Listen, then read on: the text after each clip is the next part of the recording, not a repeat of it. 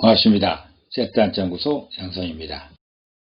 세트 한자는 세 가지 원칙이 있습니다. 첫째, 암기 말고 이해로 배우자. 둘째, 한문 말고 한자로 배우자. 셋째, 한 글자씩 말고 한 세트씩 배우자. 이 세 가지 원칙으로 세트 한자를 연구하고 있습니다. 오늘은 세트 한자 제102강 뜨뜻자에 관련된 세트 한자를 공부해 보겠습니다. 오늘 공부할 글자는 세 글자의 제시어와 한 글자의 중심자와 네 글자의 관련자로 구성되어 있습니다. 오늘 배울 102강 뜨뜻자의 배경을 살펴보겠습니다. 뜨뜻자의 중심자는 뜻의자이죠. 의미를 표현하고 있습니다. 뜻의는 의미에 관련된 것이고 상대의 말에서 내가 가진 의미의 역할을 표현하고 있습니다. 세트 한자 102강에서는 의미의 이동 경로에 대해서 설명할 것입니다.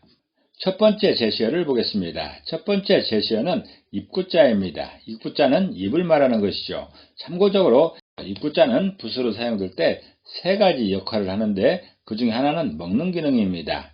먹는 기능은 음식과 관련된 것이죠. 그리고 말하는 기능이 있습니다. 그리고 또 하나는 사람을 표현할 때도 입구자가 사용되고 있습니다. 첫 번째 제시어인 입구자는 입의 모양을 형성한 글자입니다. 이미지에서 보는 것처럼 이렇게 크게 입 벌리고 있는 이런 모양을 표현한 글자가 바로 입구자입니다. 두 번째 제시어는 말할 왈자입니다. 말할 왈자는 말하다라는 의미가 있죠. 해당 부서로는 입구자와 한일자로 이루어져 있는데 입구자는 첫 번째 제시어로서 입을 표현하는 것이고 한일자는 숫자 하나를 표현하고 이번 경우는 입 안에 있는 그 혀를 표현하고 있습니다. 말할 왈자를 이미지로 표현해보면 이 한 그림으로 표현할 수가 있는데 입을 벌리고 있는 사람이 혀를 내밀고 있는 이런 모양입니다. 입 안에 혀를 표현하는 글자가 바로 말할 왈자입니다. 두 번째 제시어인 말할 왈자는 입을 표현하는 입구자와 입 안에 혀를 표현하는 한일자로 구성되어서 말할 왈자가 표현하려는 그 말은 입 안에 혀로 만든다. 말은 어떻게 만들어지냐? 입 안에 혀가 움직임으로 만들어진다라는 그런 표현이 바로 말할 왈자입니다. 세 번째 제시어를 보겠습니다. 세 번째 제시어는 소리음자입니다. 소리음자는 소리를 말하는 것이죠. 소리는 물체 진동의 음파가 귀에 들리는 걸 말하고 있습니다. 귀에 들린다는 게 중요한 것이죠. 해당 부서로는 설립자와 말할 왈자로 이루어져 있는데 설립자는 서다 또는 세우다라는 의미가 있고 말할 왈자는 두 번째 제시어로서 말하다라는 의미가 있습니다.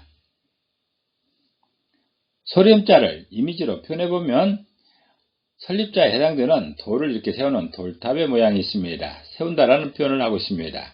그리고 말할 왈자에 해당되는 입 벌린 사람의 혀가 보이고 있습니다. 이렇게 두 이미지가 결합된 모양이 소리음자입니다. 세 번째 제시어인 소리음자는 서다라는 의미의 설립자와 말하다라는 의미의 말할 왈자가 결합해서 소리음자가 표현하는 그 소리는 말을 세워야 들린다라는 그런 뜻입니다. 누군가가 말을 했을 때 내 귀에 들린다고 그게 다 소리가 되는 것은 아니라는 것이죠. 내가 들어야 소리가 들리는 것입니다. 상대방이 말했을 때 내가 들어야 되는데 들으려면 어떻게 되는가? 귀를 쫑긋 세워야 되죠. 그 말을 듣기 위해서 귀를 쫑긋 세워야 그 소리가 들린다라는 게 소리음자의 표현인 것입니다. 이번에는 중심자를 보겠습니다. 중심자는 뜻의자입니다. 뜻의자는 뜻을 말하는 것이죠. 해당 부수로는 소리음자와 마음심자로 구성되어 있는데 소리음자는 소리를 표현하는 세 번째 제시어였고 마음심자는 마음을 표현하고 있습니다. 뜻의자를 이미지로 표현해보면 귀를 쫑긋 세워서 어떤 소리를 들으려는 이런 이미지가 있습니다. 그리고 마음을 표현하는 마음의 이미지가 있습니다. 이렇게 두 이미지가 결합된 모양이 뜻의자입니다. 중심자인 뜻의자는 소리를 표현하는 소리음자와 마음을 표현하는 마음심자가 결합해서 뜻의자가 표현하는 그 뜻은 소리가 마음에 닿는 것이다 라는 이런 뜻입니다. 처음 제시어부터 다시 한번 설명드리면 누군가 입에서 혀가 움직임으로 말이 되었습니다. 그럼 그 말을 내가 들어야 되는데 그 들으려면 귀를 쫑긋 세워야 되죠. 귀를 쫑긋 세우고 그 말을 들으면 그게 소리가 되는 것입니다. 그 소리를 내가 이해하려면 그게 무슨 뜻인가를 알려면 그 말이 내 마음에까지 와야 된다라고 하는 게 뜻의자입니다. 마음에 오는 게 뭘까요? 마음에 전달된다는 것은 제가 무슨 의도로 이런 말을 하고 있는지 여러분 마음으로 제 마음을 이해해야 된다라는 이런 뜻입니다. 말하는 사람의 마음이 어떤 마음인가를 듣는 사람이 이해하는 것이 마음에 닿는다라는 그런 표현인 것이죠. 그런 표현이 바로 뜻의자입니다. 이런 중심자 의미를 기억하면서 관련자들을 공부해 보겠습니다. 첫 번째 관련자는 억자입니다. 억자는 숫자 억을 말하는 것이죠. 이 억자는 헤아리다라는 그런 의미도 있습니다. 해당 부서로는 사람인자와 뜻의자로 이루어져 있는데 사람인자는 사람, 보통 사람을 의미하는 부수인 것이고 뜻의자는 중심자로서 뜻, 의미를 표현하고 있습니다.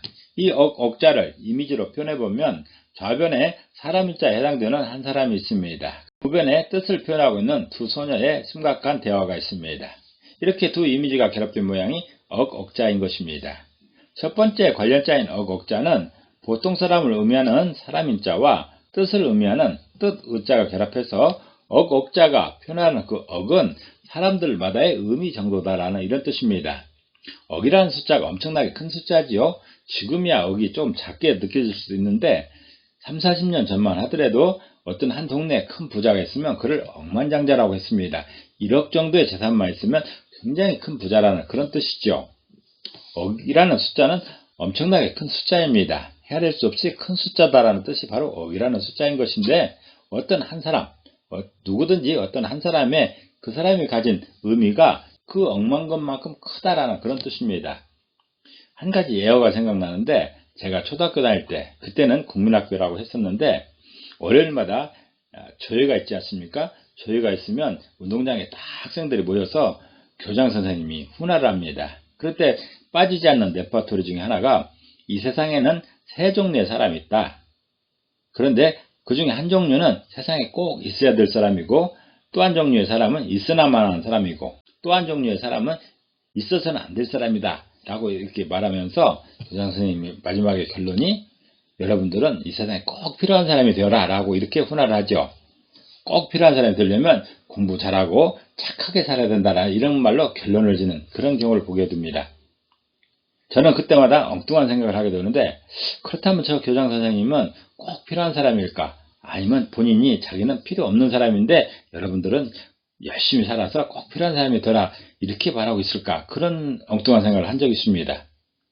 그리고 그런 전제는 이 한자 억자에서는 해당되지 않습니다. 모든 사람이 꼭 필요한 사람이고 그 사람한테는 억만 것만큼 중요한 의미가 있다. 그게 바로 억자의 표현인 것이죠. 두 번째 관련자는 생각억자입니다. 생각억자는 생각을 표현하고 있습니다.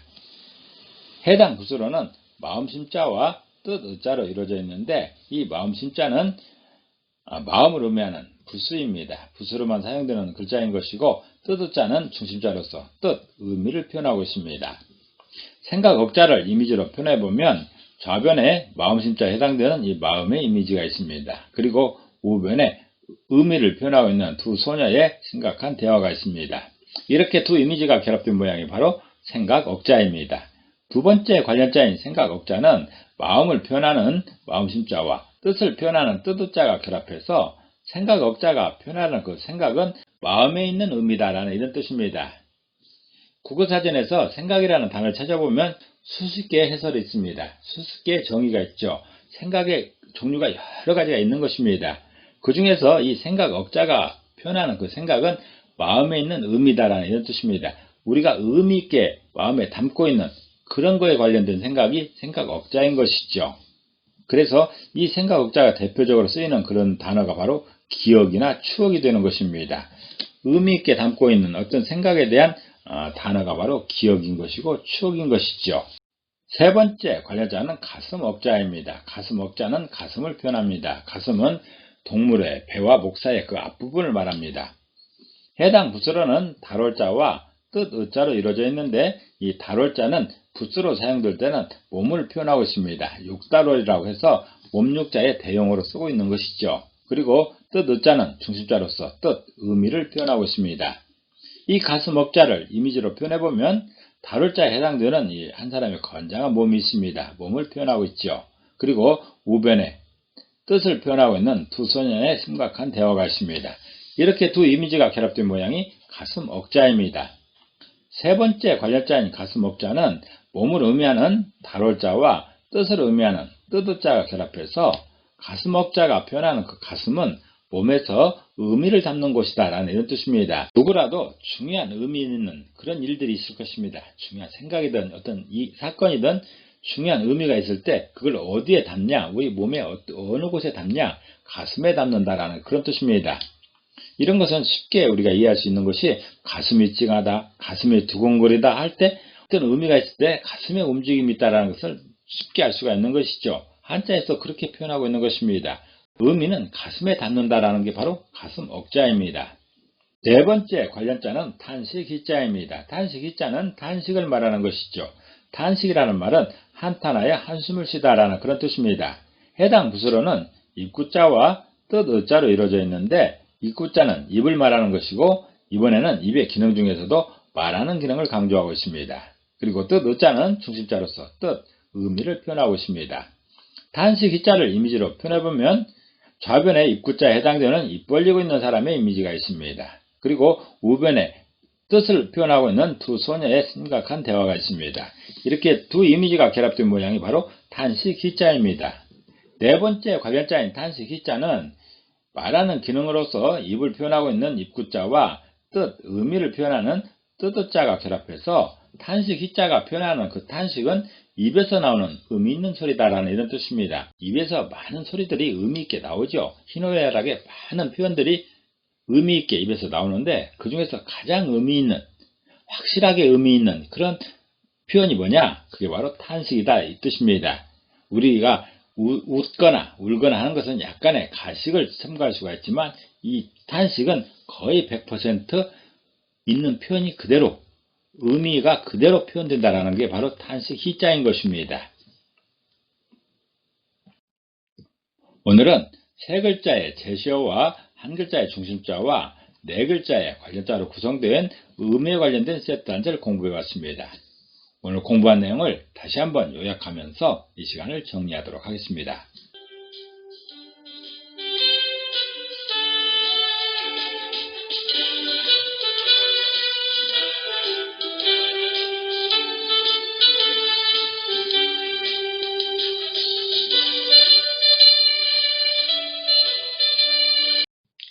한자는 뜻글자입니다. 그래서 모든 한자에 한 획의 의미가 있습니다.